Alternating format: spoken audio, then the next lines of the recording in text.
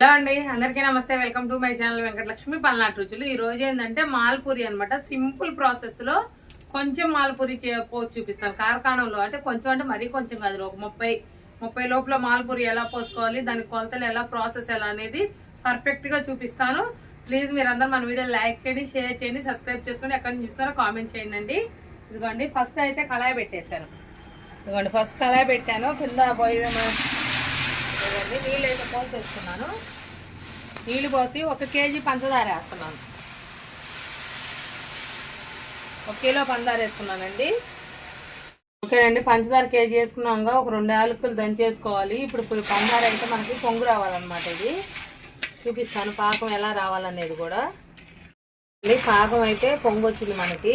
పొంగు వచ్చి ఒక ఉడుకు ఉడికింది అనమాట. ఒక ఉడుకు ఉడికాక ఇప్పుడు చూడండి, ఇప్పుడు ఈ పాకం పట్టుకుంటే స్టిక్కీగా ఉండాలి పాకం. పాకం ఇలా పెట్టుకుంటే ఇది జిగురుగా ఉండాలి పాకం. తీగ పాకమే రావక్కర్లా, పాకం జిగురుగా ఉండాలి. మరి నీళ్ళగా లేకుండా ఇలా పట్టుకున్నప్పుడు కొంచెం లైట్గా జిగురుగా ఉండాలి పాకం. ఇలా ఉంటే సరిపోద్ది మనకి. ఇప్పుడు ఇదైతే తీసి మనకి ఇదిగోండి ఒక బొచ్చులో అయితే పోసుకుంటున్నాను నేను పాకం. అదిగోండి పాకం బొచ్చులో పోసి ఇదిగోండి కళాయి అయితే మళ్ళీ పొయ్యి మీద పెట్టేశాను. ఇప్పుడు మనకి ఏంటంటే పాలు మనం మాల్పూరి పోసుకుంటే లోపల స్టఫింగ్కి కలాకాండ్ పెట్టుకుంటాం కదా, దానికోసం పాలు ఒక 1/2 లీటర్ తీసుకుంటున్నాను. ఇంకొక 1/2 లీటర్ కూడా తీసుకుంటాను. లీటర్ పాలు తీసుకుంటున్నాను.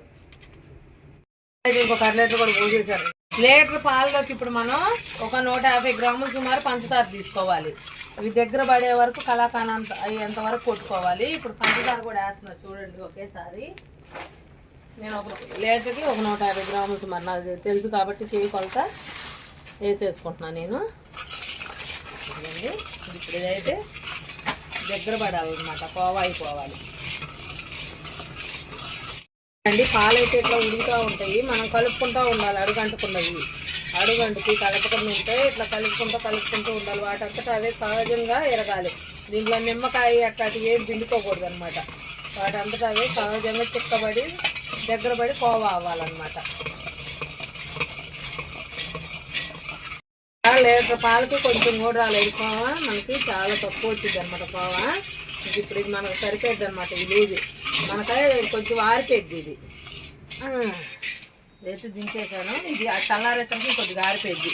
ఇది ఒక 20-30 మాల్పూరికి సరిపోద్ది. ఇదిగో మొత్తం దగ్గరికి లాగాను. ఇదైతే ఇప్పుడు పక్కన పెట్టేస్తున్నాను నేను. కళాయి పక్కన పెట్టేసుకున్నాం. ఇప్పుడు మాల్పూరికి పిండి కలుపుకున్నాక ఆయిల్ తవ్వి పెట్టుకుందాం. ముందు మాల్పూరికి అయితే పిండి కలుపుకుందాం మనం. ఓకేనండి, ఇదైతే మైదా. ఇదిగో 1 కప్పు మైదా తీసుకుంటున్నాను నేను. కప్పు తీసుకున్నాను, మీ ఇష్టం. మీరు మైదా బదులు గోధుమ పిండి అయినా తీసుకోవచ్చు అనమాట, ఇబ్బంది ఏం లేదు. మనం ఇప్పుడు 1 కప్పు మైదా తీసుకున్నా కదా నేనైతే. మైదా వేసాక ఇదిగో కచ్చాపచ్చిగా దంచిన ఒక 5 యాలక్కాయలు వేసుకున్నాను. ఇదిగోండి 1 కప్పు ఆయిల్ వేసాను. 1 కప్పు ఆయిల్ వేసా కదా, అదే కప్పుతో కప్పు పంచదార వేసాను. ఇప్పుడు ఈ 3 కలుపుకోవాలి మనం. అండ్ ఇప్పుడైతే పిండి కలుపుకుందాం మనం. దీనికి నీళ్ళు మామూలు చల్ల నీళ్ళేనండి, వేడి నీళ్ళు ఏం కాదు. చేతితో కలుపుతాను నేను, లేకుండా వచ్చింది చేతితో కలుపుకుంటాం మనకు. అందుకని గెరిటె తీసేసి ఇదిగోండి గెరిటె అయితే తీసేస్తున్నాను. చేతితో అయితే కలుపుకోవాలి మనం. ఉండకూడదు మనకు అసలుకి. మైదా ఉండగట్టిద్ది మనకి, గోధుమ పిండి అయినా సరే ఉండగట్టిద్ది. ఈ పందారంతా కరిగే విధంగా పిండి బాగా ఇట్లా రఫ్ కొట్టుకోవాలి. పిండి అనేది మనం రఫ్ కొట్టుకోవాలి. ఇంకో చుక్క వాటర్ పడతాయండి.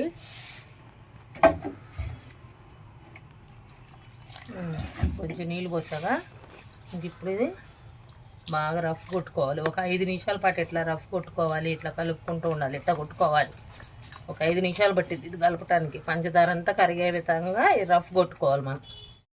ఓకేనండి, పిండి అయితే ఒక 5 నిమిషాల నుంచి కలుపుకుంటానే ఉన్నా నేను. ఇదిగో ఇలా వచ్చింది.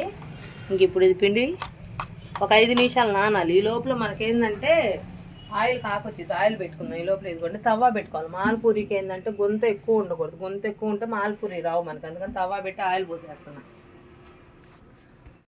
ఓకే అండి, ఆయిల్ అయితే పోసుకుంటున్నాను నేను. ఆయిల్ ఎక్కువ ఉండకూడదండి దీనికి. మాల్పూరికి నిండుగా ఆయిల్ ఉండగానే పూరి రాదు మనకి. ఇదిగోండి ఆయిల్ పోసాక చూసారా, ఏడో చాలా తక్కువ ఉంది ఆయిల్. చూసారా, పావు అంగుళం లోతే ఉండాలి ఆయిల్ కూడా, ఎక్కువ లోతు ఉండకూడదు ఆయిల్. కొంచెం పోసే అంతే. మనకి మాలపూరి కన్సిస్టెంట్ ఈ లెవెల్లో ఉండాలండి. ఇదిగోండి ఇట్లా ఈ జారుడుగా, అట్టు పిండి కన్నా కూడా ఇంకొద్దిగా లైట్గా జారుడుగా ఉండాలి. అట్టు పిండి అన్నా ఒక తిక్కుగా ఉండిద్ది, ఇది అలా ఉండకూడదు, ఇంకొద్దిగా లైట్ జారుడుగా ఉండాలి. ఇదిగోండి మీకు అర్థమైంది చూడండి, ఇంకొచ్చి లైట్గా జారుడుగా ఉండాలి అట్టు పిండి కన్నా. ఇంక ఈ మోస్తరులో ఉంటే మనకు పర్ఫెక్ట్గా మనకి పూరి అనేది, మాలపూరి అనేది పర్ఫెక్ట్గా వచ్చింది. ఆయిల్ అయితే కాకొచ్చేసిందండి దాదాపుగా మనకి, చూసారు కదా. ఇంక ఇప్పుడైతే పోసుకున్నాం. ఇదిగోండి గంట నిండా గంట సగానికి పిండి తీసుకొని ఒకే చోట పోయాలి, లేడుపు ఇట్లా చెప్పొద్దు. ఒకే చోటకు పోతే అదే స్ప్రెడ్ అయిపోయింది. పిండి తీసుకొని ఇలా ఒకే చోట పోయాలి, దానంతటా అదే వెడల్పోవాలి, స్ప్రెడ్ అవ్వాలి. ఇదిగోండి చూసారా, నాక మోయినంగానే ఉండాలి. పెద్ద హెవీ మంట ఉండకూడదు, అలానే స్లో మంట ఉండకూడదు, మీడియం ఫ్లేమ్లో ఉండాలి కాక అనేది మనకి. చూస్తున్నారుగా, నేను ఒకేసారి ఒక 7-8 పోసుకుంటాను. మీరేంటి చిన్న కళాయి కాబట్టి ఒక్కొక్కటి పోసేసుకోండి. చూసారు కదా, ఈ విధంగా పోసాక ఇదిగోండి తిప్పేస్తున్నా చూడండి. చూసారా, ఇదిగోండి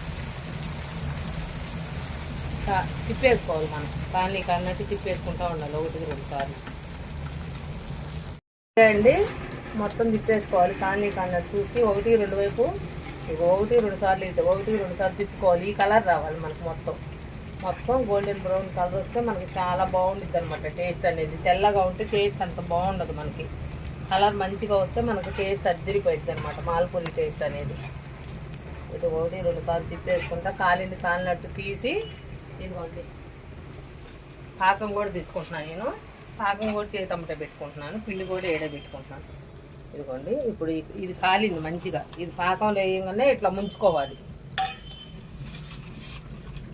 అండి చూస్తున్నారు కదా, మళ్ళీ ఈ కాళ్ళ ఇంకా కొంచెం నిదానం కాలుతాయి, ఎమ్మంటనే కాలని అనుకున్నా పచ్చిగా ఉంటాయి మనకి. కొంచెం నిదానంగా మీడియం ఫ్లేమ్లో పెట్టి కాల్చుకోవాలి. కాలినట్టు తీసి పాకంలో వేసి ఇట్లా ముంచేసుకోవాలి. ఇట్లా ముంచేస్తే అప్పుడు మనకి పాకం పీల్చుకునిద్ది ఆ పూరి అనేది. నాకు పూరి అంటాం అలవాటు, మాలపూరి అంటాం కన్నా కానీ నేను అట్లా చెప్తున్నాను. మీరు పూరి ఏం తక్కువ అనుకోవద్దు, మాలపూరి. ఇదిగోండి అన్నీ ఈ విధంగా మొత్తం అన్నీ వేగిపోయింది దాదాపుగా, మంచి కలర్, మంచి అన్నీ గోల్డెన్ బ్రౌన్ కలర్ వచ్చేసింది. మరి ఇంతకన్నా వేగితే కరకరలాడుతుంది, ఇంకా బాగుండదు అనమాట. పాకం అనేది మనకి ఫుల్ హీట్ ఉండకూడదు, అలాని అసలు చల్లగా ఉండకూడదు, లైట్ హీట్ ఉండాలి పాకం అనేది మనకి. ఇదిగోండి ఈ విధంగా లైట్ హీట్ ఉండాలి పాకం. ఇదిగోండి ఈ పాకంలో మనం 2 నిమిషాల కన్నా ఎక్కువసేపు ఉంచకూడదు. 2 నిమిషాల తర్వాత ఇవి తీసి ఇదిగోండి జల్లి గిన్నెలో వేస్తున్నాను నేను. పాకం అంతా వడవాలి, ఇదిగోండి జల్లి గిన్నె, దాంట్లో వేసేస్తున్నా.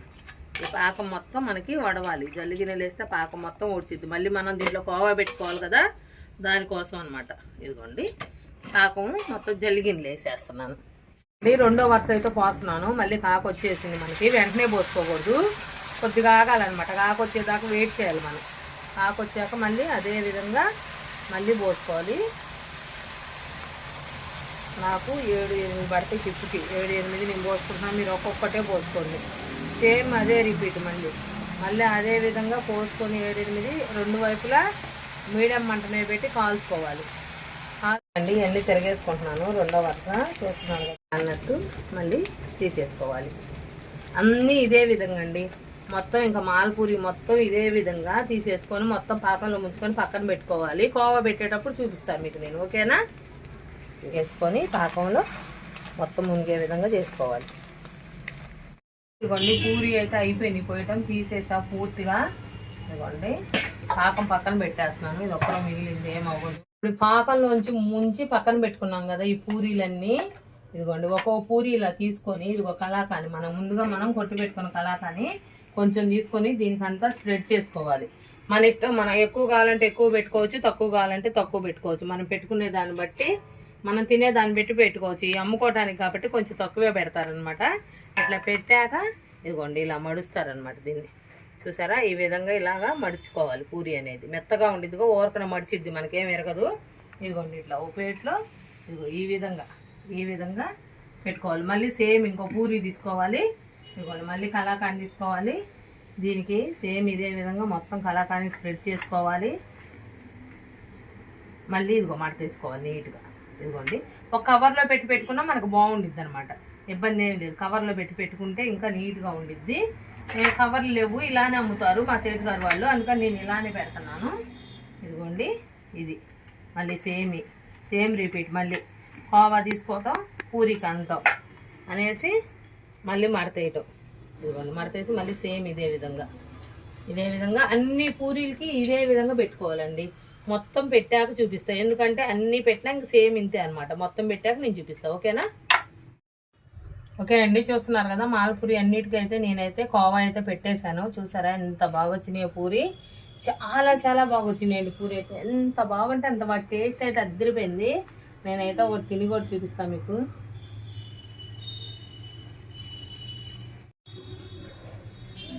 టేస్ట్ అయితే నెక్స్ట్ లెవెల్లో ఉందండి, మాల్పూరి అద్దరిపోయింది. మీరు కూడా ఇంట్లో అందరూ ఖచ్చితంగా ట్రై చేయండి. ప్లీజ్ ఒక లైక్ చేయండి, షేర్ చేయండి, సబ్స్క్రైబ్ చేసుకుని ఎక్కడి నుంచి చూస్తున్నారు కామెంట్ చేయండి. 30 మాల్పూరి వచ్చినాయి నాకైతే, ఓకేనా? మీరు కూడా ఖచ్చితంగా అందరూ ట్రై చేయండి. Thank you so much.